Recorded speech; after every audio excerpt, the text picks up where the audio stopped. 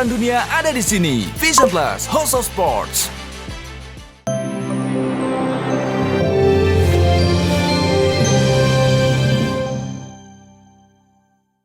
Banyak dendam gue. Banyak dendam? Apa salah gue? Kenapa yang orang lain kok happy-happy aja gue kena? Gue harusnya udah hancur berantakan, men. Lo menderita sendirian tuh gak enak banget, men. Gue gak percaya Tuhan lagi. Kenapa? Kalau Tuhan ada, kenapa dia bikin satu keluarga gue meninggal?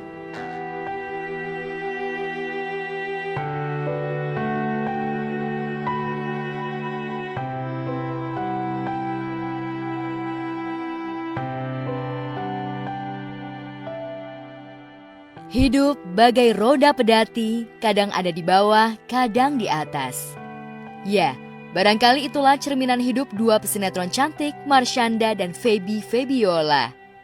Sama-sama pernah menghiasi layar kaca melalui serial drama demi drama, tapi kini kedua sosok yang sama-sama pernah gagal menikah ini seolah menepi dari hingar-bingar dunia hiburan. Belakangan diketahui jika mantan istri Ben Kasyafani ini justru tengah berjuang melawan sakit tumor yang dideritanya. Saking akutnya sakit yang diderita, termasuk kejiwaan bipolar yang diidapnya, Caca memberi pengakuan mengejutkan jika ia telah siap untuk menjemput ajal. Ia bahkan sudah mengaku pamit ke orang-orang terdekat, isyarat itu bahkan ia dapat dari putri sematawayangnya Sienna. Yang pasti yang aku bisa bilang adalah aku berusaha seoptimal sebaik mungkin gimana aku sekarang mikir positif, terus ngelakuin hal-hal yang bikin happy, sampai aku yakin bahwa tumor apapun ini nantinya hilang.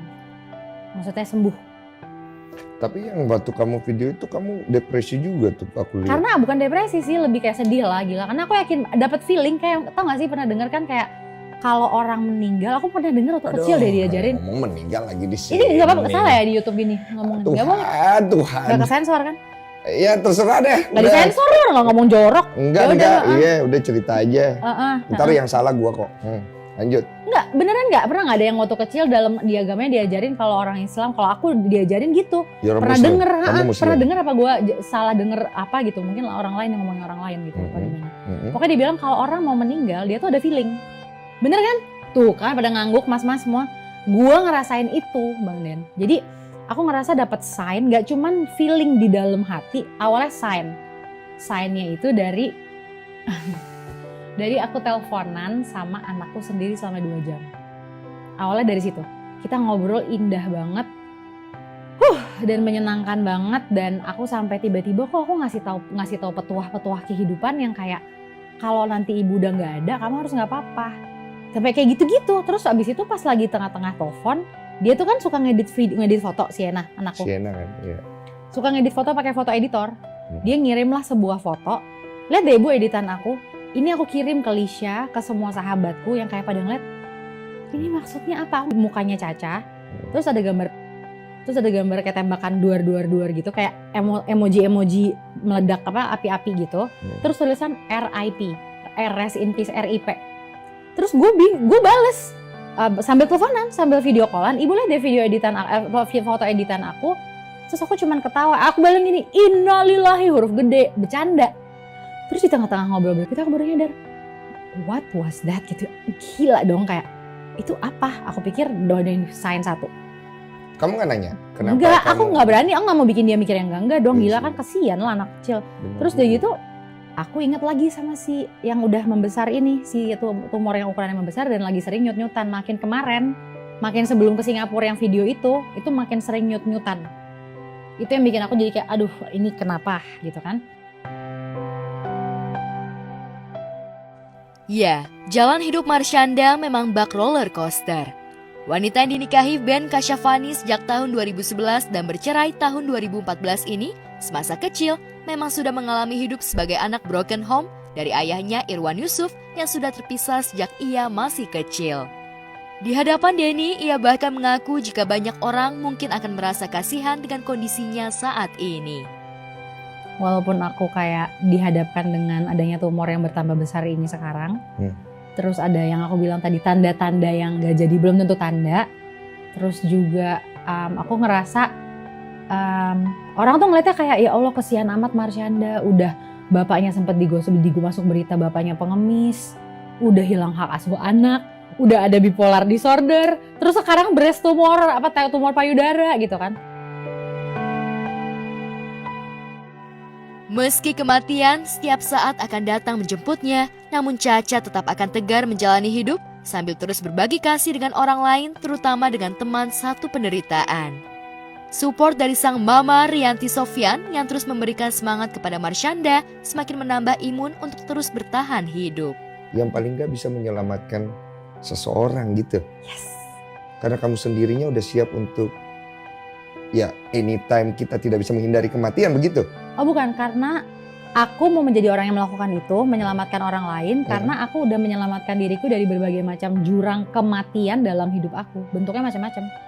Bipolar, dihujat, dibilang janda kafir masuk neraka aja buruan gitu-gitu. Pas cerai kan aku digituin semua netizen. Terus kayak aku udah menyelamatkan diri aku dari semua itu. Dan kenapa aku bilang aku pemenang? Karena at the end pada akhirnya aku sekarang mencintai diriku, mencintai Allah, mencintai hidupku. Dan aku gak butuh diyakinkan orang untuk bersyukur. Percaya aku akan umur panjang, amin. Amin, karena apa? Selama aku di Singapura kan ada mama.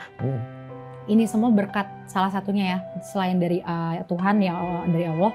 Mama lah yang nyampein beberapa pesan bahwa dengan caranya dia yang gak maksa, dengan yang gak sengaja dia ngomong nyeletuk aja, tapi kena banget di aku. Terus aku jadi kayak dapat harapan, kayak disuntik harapan yang gede banget dan semangat lagi pengen, kayak belum waktunya deh Ca gitu.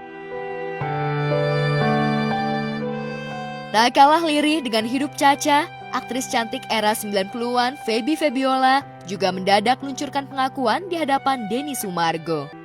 Feby mengaku sempat mengalami putus asa yang akut hingga ia meluapkan amarahnya pada Tuhan.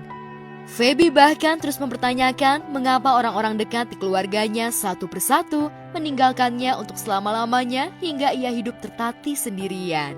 Jadi setelah gue dikasih tahu, gue pertama kali gue masa kaget, takut. Ini gue apa yang akan gue hadapi gitu kan. Apalagi harus operasi segala macem gitu. Tapi biasanya setelah proses takut baru ada namanya proses acceptance. Iya, tapi nggak tahu nih lama apa enggak kan beda-beda orang. Yes, cuma waktu itu itulah yang gue alami. Iya. Jadi biasanya nih takut, habis itu menerima. Setelah menerima ya udah pasrah. Bagaimana cara lu nerimanya waktu itu? Prosesnya kayak gimana? Kan nangis-nangis dulu nih, pasti ada nangis-nangis dong. Ada sih ada. Ada dong. Ada you with yourself dan you with your husband. Oh iya, of course ada. Gue tanya sama Tuhan, kenapa?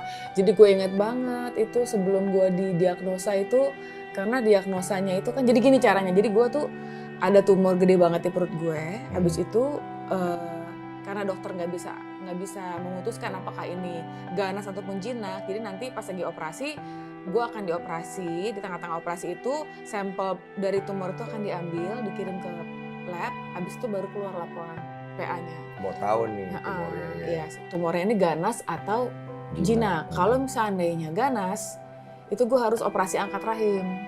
Tapi kalau misalnya dia jinak, itu hanya akan diambil yang sebelah kanan karena sebelah kiri masih bagus.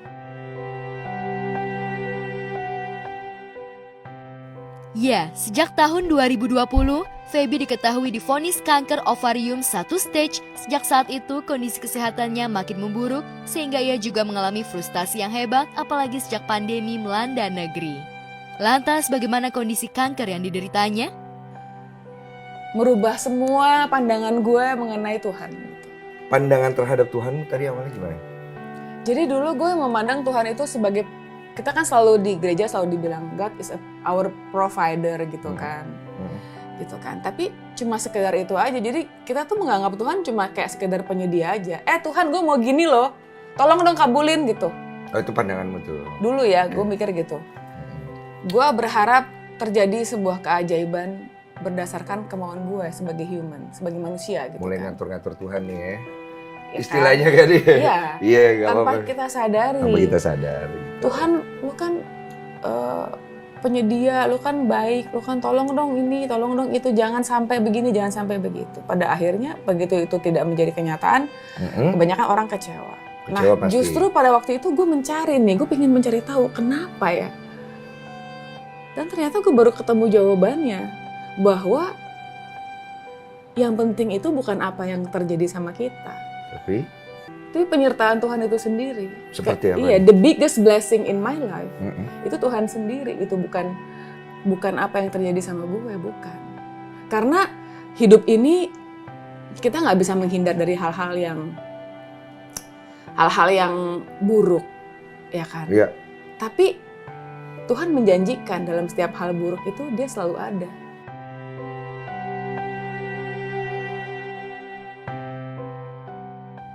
Wanita yang kini berstatus suami Frankie Sihombing ini perlahan mulai bangkit.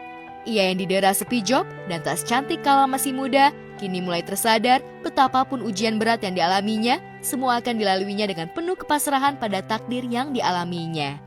Lantas apa yang membuat Feby bertahan di tengah gelombang ujian? Gua masih membawa banyak dendam sama gue tuh suka kepikiran gitu orang yang pernah nyakitin gue gitu kan. Apalagi waktu itu sempat kan waktu gue menikah sama Frankie kan. Banyak dicecar sana, diserang sini, sama keluarga juga. Aduh banyak lah keributan gitu dan Orang menjadi sangat tahu banget tentang hidup lu tiba-tiba ya. iya gitu. Dan itu gue masih I carry that guilt, bukan guilt ya, dendam gitu. Gue bawa sih rasa bersalah gue itu, rasa bersalah, rasa dendam, banyak deh gitu. Dan setelah gue sakit, gue banyak memperoleh pengertian. Oh ya udah gitu, tinggalin semuanya, you move on with your life, it's okay. Semua orang pernah berbuat dosa. Ya betul, semua orang pernah bikin salah. Iya, semua orang berbuat dosa. Gue apalagi gitu kan, gue yang paling tahu dosa gue gitu kan. Ya udah, jadi emang sudah terjadi. Jadi ya move on, bertobat, berubah ke arah yang lebih baik. Ini semuanya jadi terasa bersyukur aja. Jadi syukur yang lu lihat ya. Iya, jadi bersyukur karena apa yang gue alami dan blessing yang gue tuh. Dan gue bisa ke gym lagi, gue bisa ngangkat beban sekarang 40 kilo. Itu untuk beberapa orang itu biasa, buat gue tuh wow, setiap kali gue angkat beban itu gue, Tuhan terima kasih.